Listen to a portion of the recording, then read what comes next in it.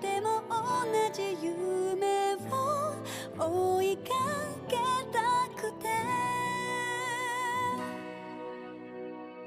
片触れ合うほど近くて Hello and welcome to Echochamber, the series where I talk about whatever, whenever, however I want. And today we talk about Crossbell's Trails from Zero game. And we're going to talk about it all spoiler-like, so Cold Steel games in the series, Sky games in the series, Zero, yeah. Complete and utter spoiler, talk about whatever I want. I'm not holding anything back, so you've been warned. So I'm sitting here, and I've sort of sat on doing this. I've actually recorded a bit of Azure. Like a little bit, like, I don't know, 6 hours or so. Probably a little bit less than 5-6 episodes worth, give or take. I haven't edited stuff yet. But I'm sitting here, and I have just been recently reconsidering some of my previous theories, and took some of the more recent observations that I was planning to talk about in this, and I connected them, and oh my goodness, everything makes sense. Everything makes goddamn sense. It really does. Like, the more I think about this, like, theory of how I'm connecting everything together, it feels like everything is explained, or everything can be explained. You need to work out the nitty-gritty details, but it could. So we're going to talk about that a little bit later. First, we're going to get to the other stuff I was planning to talk about during this. Okay, so the first thing because I had this outline, and the original observation I was talking about, I thought of when I did this, but I was just like contemplating it, listening to my Sky the Third spoiler talk again so I could remember what the hell I said. And just today, ideas came flowing out. So, first thing on here, the demon stuff, and I noted at the end of the Let's Play that I wasn't really sure how I felt about it. I still feel as though it's a bit of a left turn. It's a bit out of place given the rest of the game. I'm sure between the Crossbell duology it'll seem like the norm since it's there now, but it's still a bit weird, and I do think it takes away a little bit from it, but I don't think it takes away enough to be upset about it. I think that's where I am about it now. It's not a bad story in its own right, it's more just the hard left turn into the demon stuff that really, yeah. I also wanted to note some stuff on the characters. And how I mentioned, like, I sort of like them more than I like Sky's cast. Like, probably around the same level that I like Estelle and Joshua, basically.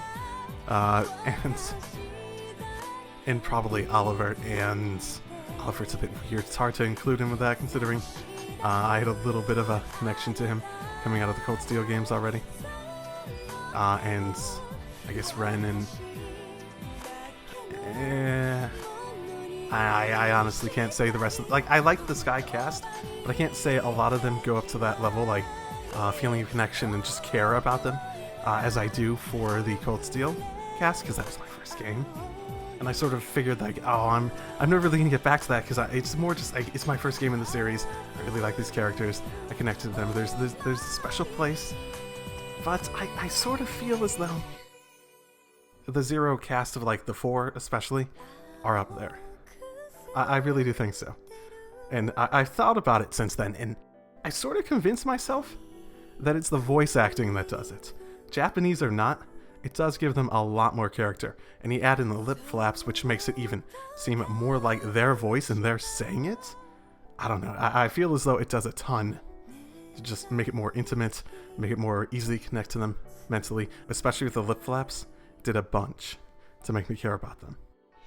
Okay, so those were just some updates on my feelings on the game, basically.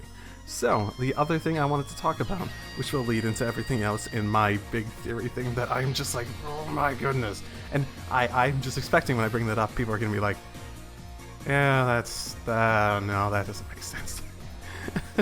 But it makes so much sense in my head. You know that feeling, yeah? The questions that Zero brought up at the end of Zero. Who killed Lloyd's brother? Why was Kia at the auction? What happened 500 years ago with Kia? And my answers to those are, who killed Lloyd's brother? Ouroboros. Or the church. Why was Kia at the auction? Ouroboros did it. Or the church did it. What happened 500 years ago with Kia? I can't answer Ouroboros or the church with that because that really doesn't make sense. And as much as I want to, no.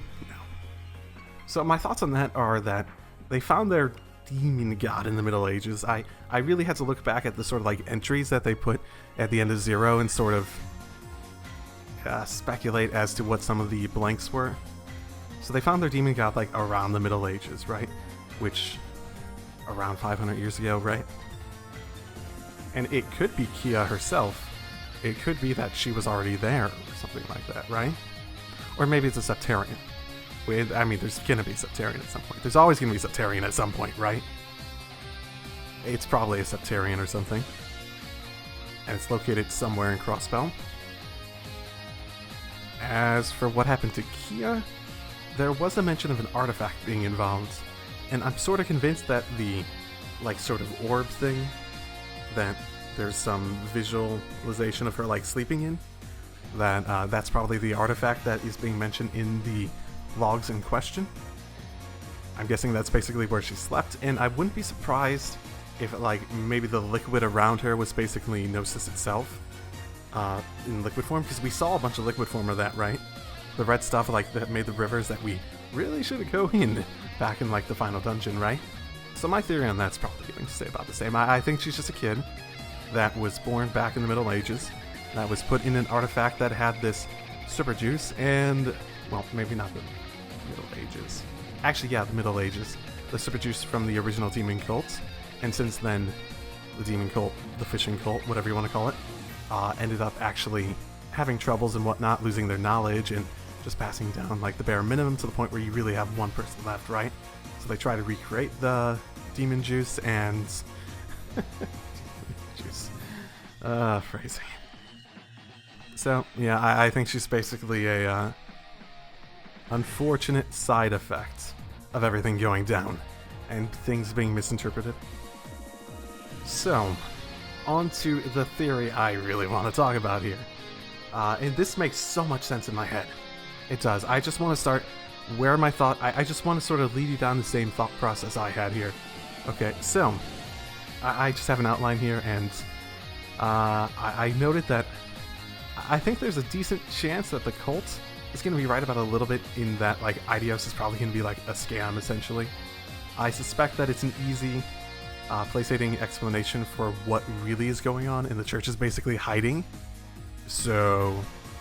I would probably believe that regardless of any of the stuff that happened in this game. Probably the most interesting thing from the logs in general was probably the pleroma grass, in that it's the main ingredient for Gnosis, right? It was heavily implied in the logs that it was found somewhere locally in Crossbell, possibly connected to whatever Septarian's going to be relevant in the future. I mean, Echochamber had no problem getting it, so it's definitely local. The interesting thing about it is that whatever it is, I'm betting is the key to being able to pull out those, like, latent abilities, the and whatnot that really define the Gnosis as what it was.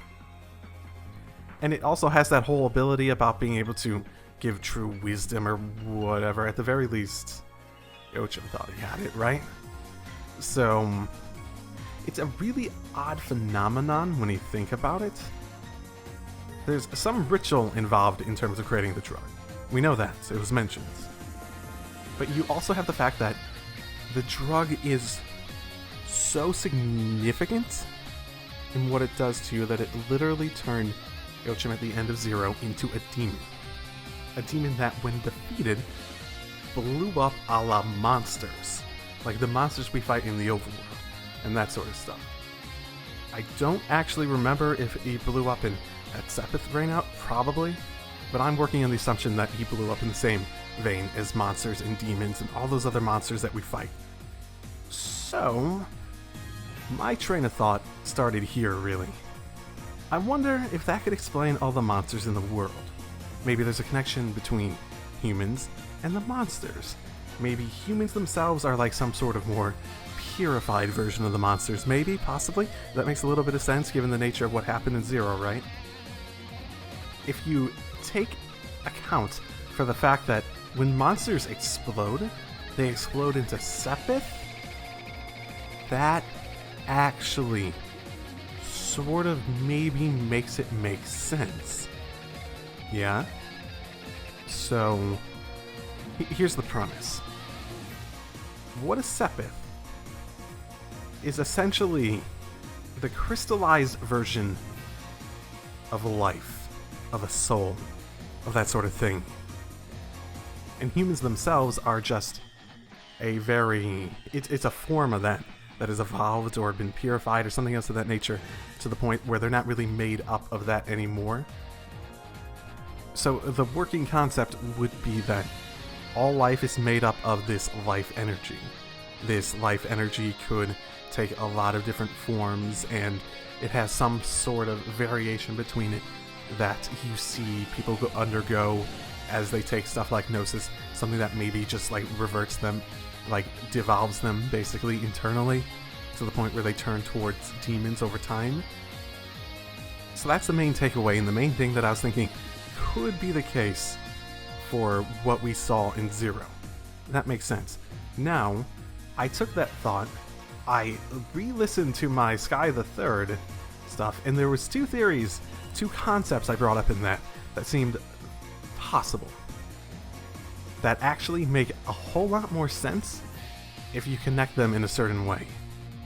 So the big thing I took away from Sky the Third concept, like theory-wise, was the idea of Zemurian ore, implying that there might be a lot more than just like one old civilization, that it could have been a bunch of different civilizations that rose, and then they had their own great collapse, and then another one rose and they had their own great collapse, each one basically rebuilding out of the ruins of the past one, or out of, depending on how the Septarians work or whatever, potentially getting rid of all of it and whatnot. And then you had the Church and Ouroboros both being on opposite spectrums of how they want to deal with knowing this truth. The Church wanting to be someone that preserves this sort of current state of things to stop a potential collapse again, was the concept, and basically try to stop technological advancement, because that would be the idea, that you advance so much you eventually collapse, something happens, I don't know what, and then Ouroboros wants to force it for whatever reason. The other idea I brought up was the idea that the Phantasmal Blaze Clan, Broadman Cold Steel, has a very similar name to Phantasma, right? The Phantasma that we saw in Third, which is basically a pocket dimension that could serve as a world that people could live in. And to go a step further beyond that, you would, because Phantasmal Blaze Clan is actually happening in the real world, you would sort of think that maybe the world around you, all of Erebonia, the Barrel, and all those places, are really in their own Phantasma, their own little pocket dimension. The reason I sort of wrote that off is because there's actually a very long history set up before a lot of the stuff that happens, so it wouldn't really make sense to have a Phantasma-like place that was really there only temporarily and that sort of stuff. Like in Sky the Third, you saw Phantasma was a place that people jumped into, people were astutely aware of what it was, and all that sort of stuff. Even conceptually, it was always a very short history sort of concept, which sort of went against the idea of a long history of cycles. If you combine them, it sort of makes sense in that you could have one pocket dimension where you have civilizations rise and fall and rise and fall and that sort of thing in a Phantasma area. The main problem with that potential concept would be the idea of why are they in there? Which is where the Sepith is people concept comes along. Sepith is people. Soylent Green is people. The Sepith is people. So that would be the idea. The idea that if people and monsters and all this stuff really are the same sort of substance, just in different forms, acting out different roles in the world, that outside the pocket dimension that is the world, you have a sort of hellscape sort of area where all these monsters exist, and the Phantasma that you're a part of is really just the area that humans and whatnot that eventually purified or rose above the monsters eventually created to essentially escape them. And then after creating it using technology based on utilizing the human, the soul, the force of a life, essentially Sepith, they started creating more and more technology until essentially their system for creating this Phantasma around everywhere gave way to essentially everything potentially falling apart. So eventually their civilization collapsed, possibly due to it weakening in the hellscape outside, releasing all these monsters, which we see now, all these monsters that conceptually wouldn't be there otherwise. They come in basically causes the civilization to collapse. Humans rebuild, eventually losing knowledge over time, losing knowledge of their origins, that sort of stuff. And then you consistently have civilizations build up, fall, civilizations build up, fall, build up, fall, build up, fall, eventually until you come to current times. And the Septian Church themselves would actually have a lineage back well before when they claim the Septian Church was created. And the Septian Church was created basically as a front, conceptually here, to have one organization that spanned back to maybe near the beginning of all this happening, that was able to keep records of what happened and whatnot, and eventually evolved into basically a peacekeeping organization that's entire purpose of, taking away artifacts and stuff like that, taking away technological stuff, basically amounts to trying to stave off these collapses, because it means that the phantasma they live in will release more monsters into the world. And on the other side, you see Ouroboros, who doesn't believe that they should try to keep the peace, essentially. Keep people happy, allow civilization to flourish, and people to just live their lives. They believe that the civilization in general should break down the walls and return and basically confront that problem head on. That would be my idea. And honestly, I think this premise explains so much. I already mentioned about how the church is always about, trying to take away artifacts and whatnot, artifacts also being divine knights and all that sort of stuff, basically being the technological advancements of previous cycles, essentially, that they want to keep out of the hands to stop civilization from advancing too quickly, while Ouroboros would be trying to introduce all this stuff and have their own plans to try to make everything advance as quickly as possible. It would explain why monsters are even in the world in the first place. It would explain why monsters always get worse whenever all the stuff goes down with Ouroboros and whatnot. It would explain why monsters tend to be attracted to Sepith. It would explain why Wiseman could merge with the Oriole. It would explain Moondor 5 with the Happiness Stone, which basically means that whatever the Happiness Stone was somehow maybe transformed or whatnot. It would explain the dragons, essentially. If they're basically a Sepith creature, a different type of Sepith creature other than humans that can gain consciousness, but they could maybe revert into a Sepith form. That sort of idea. Honestly, the more just throughout today, I thought of this early today, and the more I just thought of elements from the series that didn't really have an explanation, and didn't really have, maybe how everything went together. Because you have stuff like the Divine Knights and everything having these, different dimensions with the monsters in them, and all that sort of stuff. You have the Zemurian Orb, which is grown. I mean, that's a thing, right? The more and more I thought about this theory, the more and more every single thing I could think of about the series just felt like it could be explained in some way. The nitty-gritty details would have to be ironed out, but it just made so much more sense the more I thought about it. And oh my goodness, it just makes sense in so much goddamn sense to me in my head. I'm probably overlooking something, but oh my goodness, it just makes so much sense in my head. So, to conclude, the theory is that the universe is largely made up of, places and whatnot, and the actual Sepith and the energy from Sepith is actually the life force, and life force can take a lot of forms, basically being able to turn into actual beings, a la monsters, more purified, eventually turns into humans, but they're capable of being brought back by gnosis and whatnot, basically by devolving them. And the world was originally an outside world, presumably turned into a hellscape with a ton of these monsters and whatnot, and eventually some of those monsters evolved into humans, and those humans were basically in a ton of danger, so eventually they enhanced themselves enough technologically to create a phantasma sort of world that they could basically delve into and become technologically advanced. But eventually their methodology of doing it resulted in the phantasmal world around them becoming weak, allowing the monsters from the outside to come in and basically cause a civilization to collapse, and eventually civilizations rose, collapse, rose, collapse, rose, collapse, creating all the history and whatnot and all the different technology that we have seen over the years. And you have the church trying to preserve it and Ouroboros trying to break it down. That's the theory. That's my theory. Whew, okay. Well, I think it makes sense. I think I've talked enough for now. You think this is a good spoiler talk? Oh, I hope it is. I hope this was interesting, at least for you guys. And on to Azure. I will say about Azure, oh, and I suppose another thing to note, the implications of using life force as an energy source could be very interesting as well. Okay, and Azure. So one thing I will note about that is that I have been spoiled on one song from it, and I mentioned this at the beginning of the playthrough too. Unfathomable Force, whichever it's called. I got spoiled on it back like in Cold Steel or whatnot, and I've basically been waiting until it's actually been relevant, and apparently it's got to be Azure because I have not heard it yet since. So, yeah. In terms of other stuff I know about Azure, I know some of the vague stuff from Cold Steel, the Crossbell's fate, that the Steel Maiden, whatever she was called, Jubilee's, goddess. She's gonna show up, right? She's in the opening. Rixia will likely eventually join the group, obviously. I'm not really sure if it'll end up actually going to what we see in the end of in the end of Cold Steel 2. Obviously, Cold Steel 2 goes a bit beyond it. It seems to imply that.